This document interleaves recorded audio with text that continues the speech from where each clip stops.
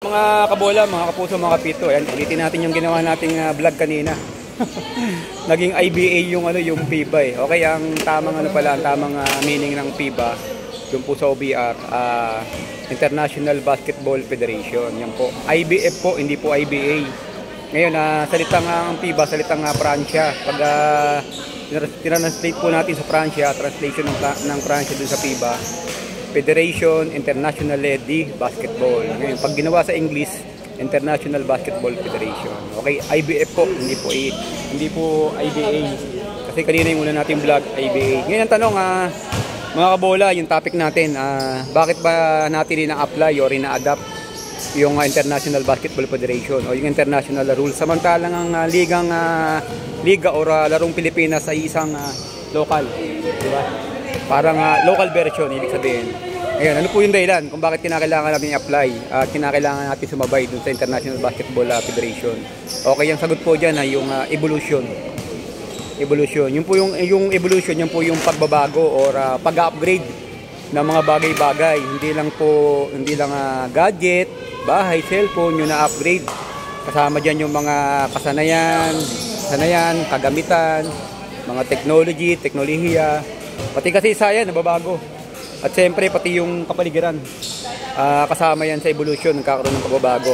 Ngayon, ano yung reason bakit kinakailangan natin sumabay sa pagbabago o evolution tungkol dun sa larong basketball tungkol kay FIBA? Siyempre para makasabay po tayo dun sa mga new rules. Hindi tayo pagtawanan, diba pare? Hindi tayo pagtawanan, hindi tayo kutyain.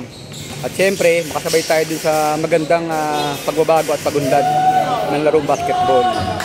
At ang pangalawang dahilan pa, meron tayong mga player na isinasali sa larong pang-international, yung FIBA World Cup, di ba? Yan yung liga ng buong mundo.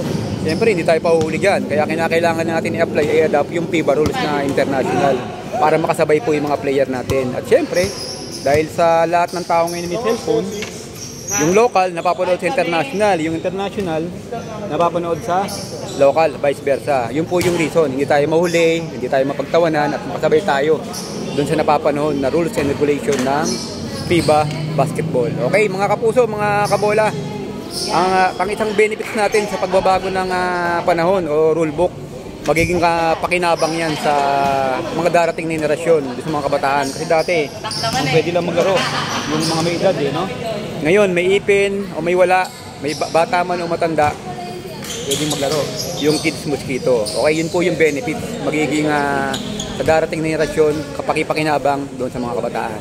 Okay, muli mga kapuso, mga kapito, yan po yung ating demo. Magkaroon ng upgrade yung ating alam tungkol sa larong bola. Ito po si Kuya Roger at si Paring Ronimar.